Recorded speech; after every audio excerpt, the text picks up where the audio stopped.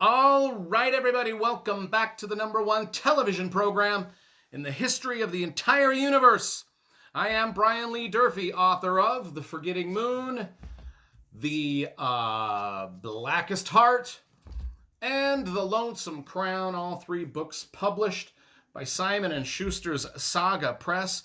Today we're going to be doing a deep dive review, discussion, and all of that into the massive epic novel Under the Dome by Stephen King. This is a big chonker. It's like 1,200 pages. It's big. Now, I have done previously on the channel a spoiler-free book review of this book. And if you'd rather watch the spoiler-free book review, all you need to do is type in my last name, Durfee, into your YouTube search bar, and then Under the Dome into your YouTube search bar. Through some sort of pagan sorcery, that video review will magically appear upon your television screen. Okay, let's put this right here. Under the Dome, make sure the lights aren't shining on it. I don't think there's any way that lights won't shine on it. I put these plastic covers over the book. Let's talk about the book itself. I mean, it's got this, I think it's got a pretty good cover. Maybe I should have taken the plastic off of it. But anyway, it's got a dope looking cover. On the inside, it has a little map of the town that we're going to be adventuring through under the dome, the town that gets trapped under the dome. So there's a few little, and then there's some character lists also. Now, this book came out in 2009. I've read it now a couple of times. And let's see, let's put it right like that. Let's just put it like that. Well, I'm going to have to crouch down here in the corner. But we can do that. I'm good at crouching. So anyway, 1,100 pages, same size as like It, The Stand, the bigger books that Stephen King has done.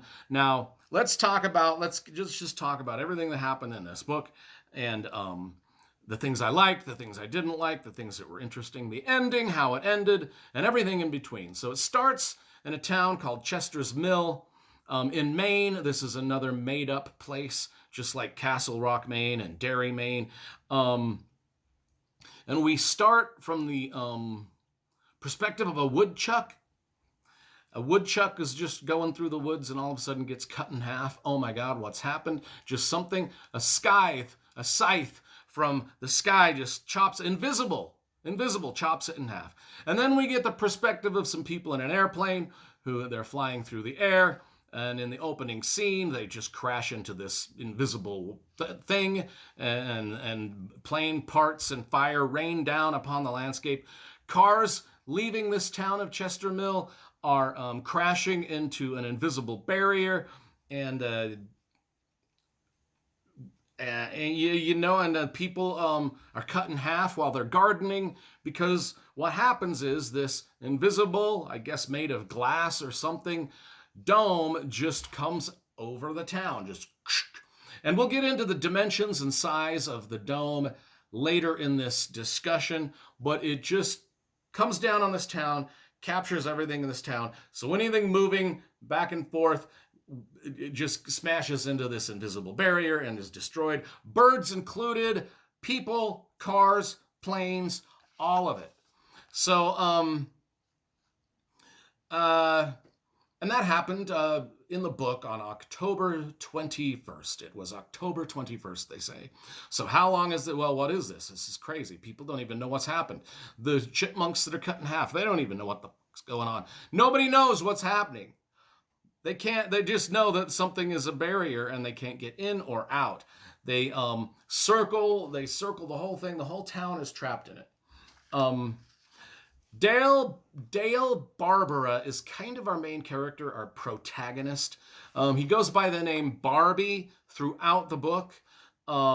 He's the first character we really meet and get to see what's happening through his eyes. Now, he's a fellow that's kind of he doesn't really live in Chester's Mill. He's more of a drifter, he's there on a temporary basis, kind of working as a cook, short order cook at the Sweet Briar Rose diner. He's a rambling man heading out of town when the dome drops. I mean, this is his last day in town, and he's moving out, but then the dome drops, and he can't get out. Too late for Dale Barbara, aka Barbie. He's stuck in there now. He's ex-military. We learn he's kind of got an award. What are you, decorated soldier from Iraq? Now, one of the other characters, probably my favorite character in the book, by the way, is the bad guy. One of the bad guys. There's a lot of bad guys. There's a lot of good guys and bad guys. This is a lot like The Stand and It, where it's got an epic feel to it with a lot of characters that you follow around, and Stephen King does a great job of just distinguishing these characters one from the next, so you're never lost of who you're talking about or who you're reading about. And get that, so it's just a little, it's got to be perfect. You know how this channel is. It's going to be perfect. So Junior Renee, he is the next character we meet, and he's not a good guy. He's a young kid, and he's with Angie McCain. He goes over to her house, knocks on her door, murders the girl. I mean, this is a spoiler-filled discussion. Junior Renee is a bit of a serial killer in and about this town, we will come to find out.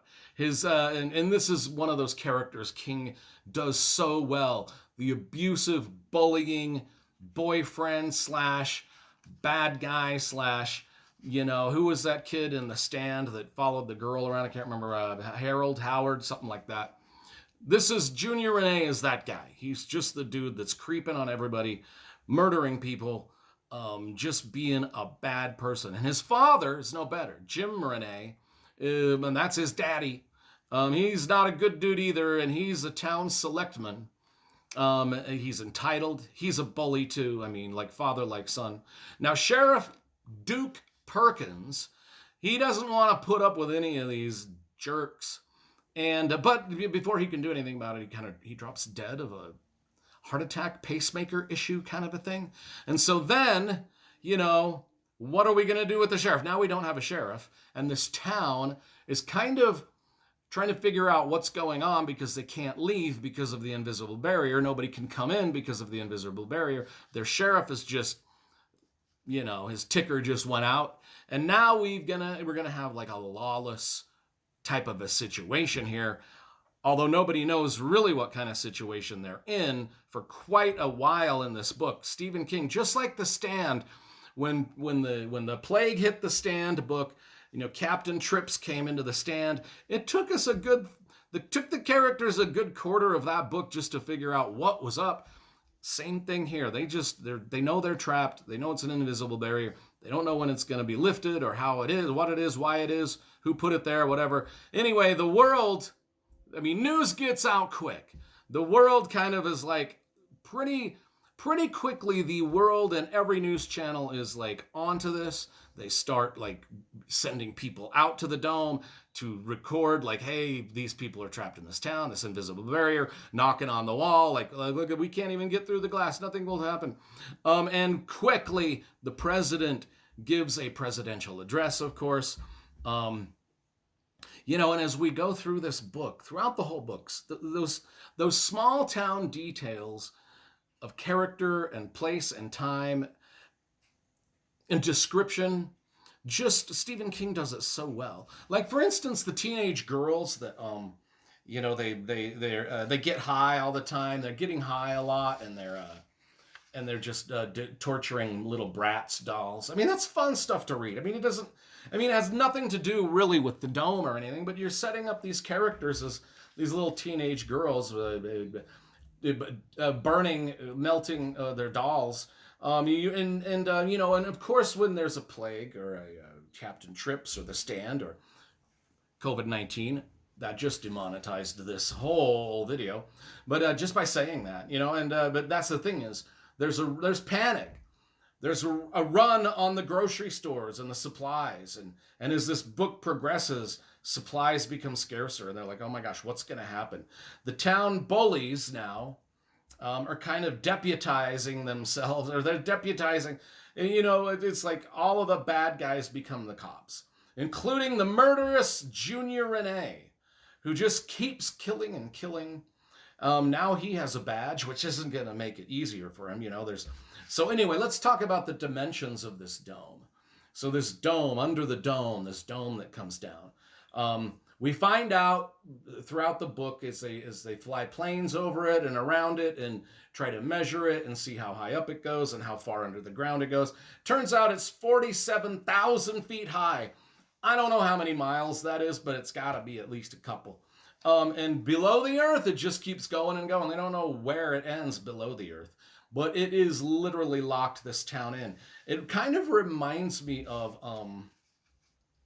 well, it didn't remind me. I mean, Stephen King actually mentions in this book, he references some of his other books.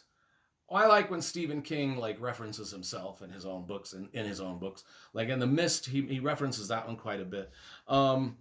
Now, this dome that's covering. Another thing about this is that is similar to The Mist is everybody in The Mist, everybody was confined to the grocery store. So there's all these characters in a grocery store and they couldn't get out. They were kind of trapped under a dome. They couldn't get out because the mist had surrounded them and there were creepy crawlies out in the mist.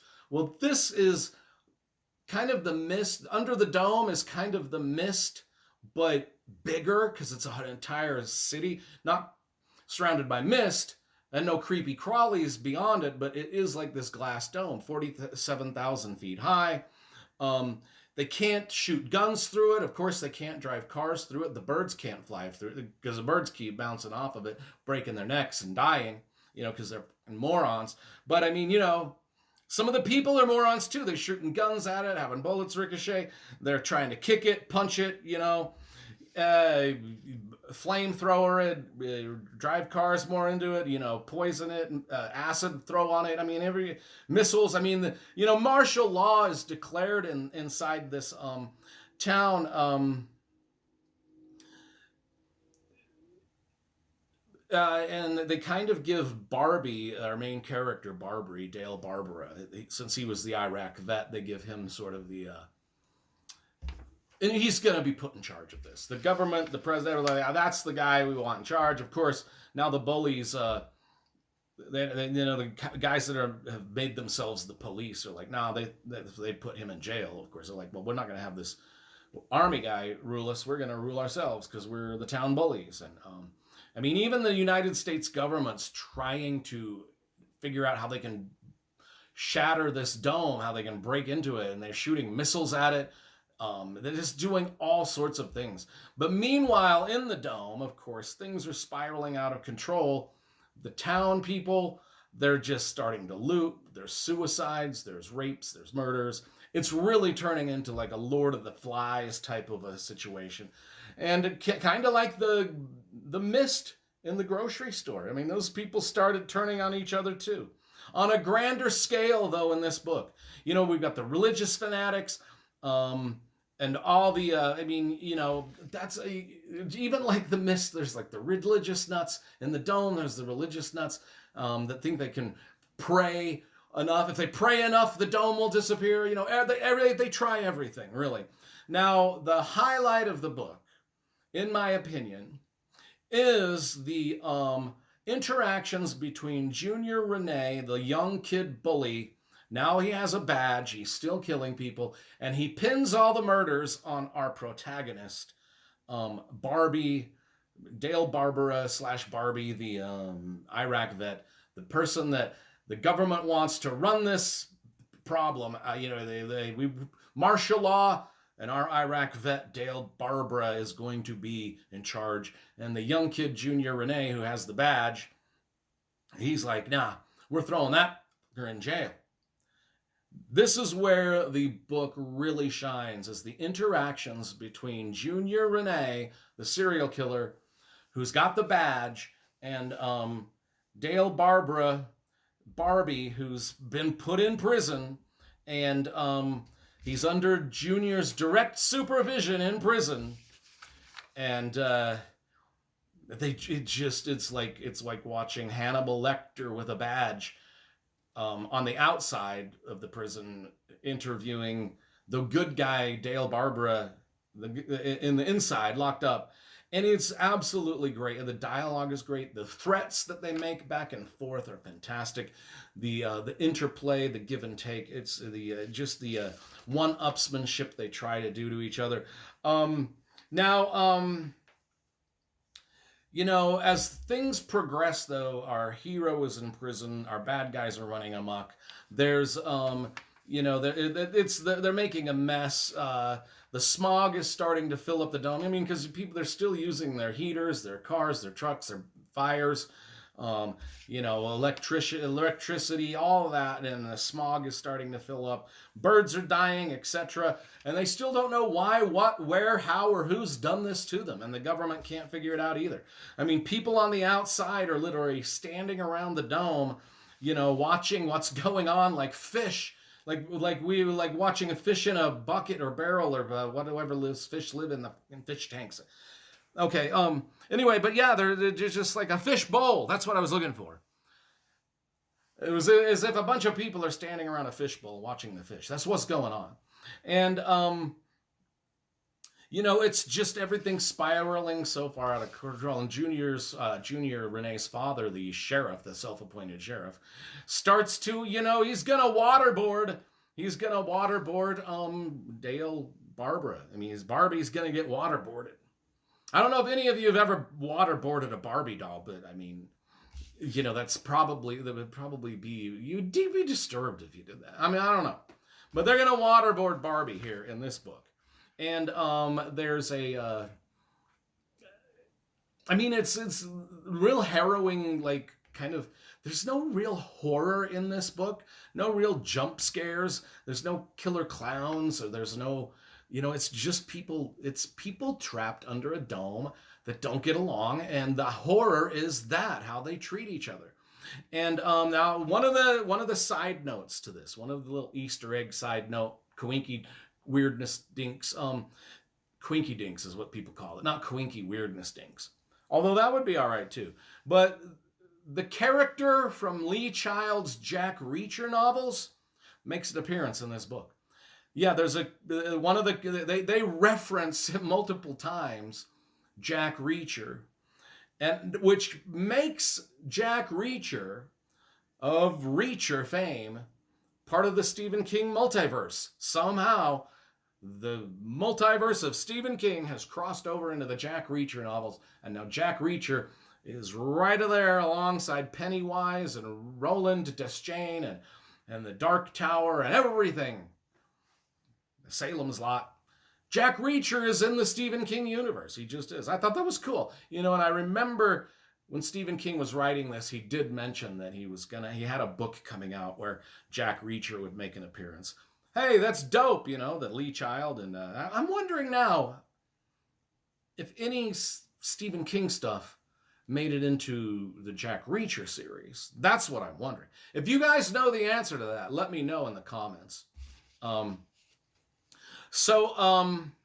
One powerful visual that came near the end of this book, about 4/5 of the way through, was when gobs of people that are trying to escape the dome, and one of the reasons they're trying to escape the dome is because a fire has broken out inside the dome, and it's raging out of control, filling the place with smoke, and it's like a firestorm tornado, like... I mean, how the Pacific Palisades just burnt up in California. You saw those videos. Well, imagine that inside the dome.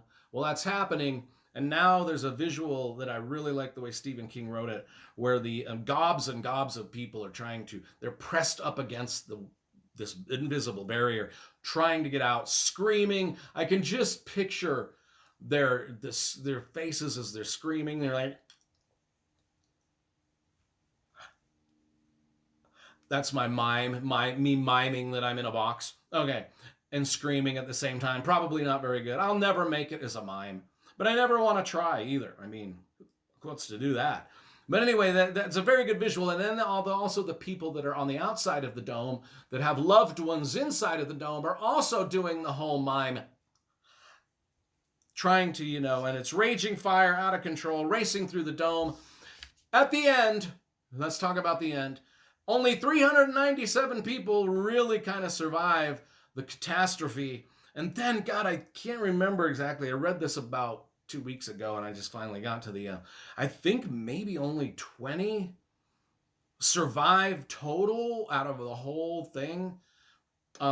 Should have like jotted that down. But during this whole dome experiment and how many days people are in the dome and how dire it gets and how towards the end everything is coming to a catastrophic crescendo, Las Vegas and everybody in the world is these people that living in this dome have become kind of characters in a Truman Show type of a thing with the news, and Vegas is even taking odds on which people that live in this town are going to live at the end, and then people are betting, and that was kind of clever, I thought.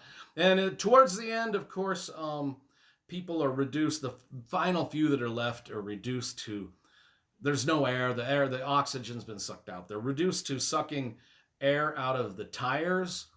And Stephen King does mention in the back of this book that he researched that. Could you survive in an airless place if you suck the air out of your tires? And turns out he found out that would scientifically be possible. So that was kind of cool. He actually mentions it in the afterword of this book. So anyway, the ending, it's kind of like hey, let's end the book. I mean, we've only got a couple characters left alive inside the dome. Let's end it. And the dome just vanishes. It lifts up into the air somehow. Just kind of like, it's one of the most obvious Deus Ex Machina endings, and I don't even know if I'm saying that. Do Ex Machina? Deus Ex Machina? Yeah, the dome just, like a crane comes and lifts it right up and out, and then the people stumble out of it. And, and then literally a chapter later, that's the end of the book. I mean, it goes right up to that point, and it's like, fairy dust, dome is gone, everybody died except for a handful of people, and I'm okay with that. I think this book was fantastic. I don't have any problem with any of it. Even the weird snap your fingers and the thing and the problem is gone ending. I didn't even really care about that. So anyway, that's literally like the end of my discussion. Literally, it is. It's literally like the end of the discussion. So anyway, The Dome by Stephen King.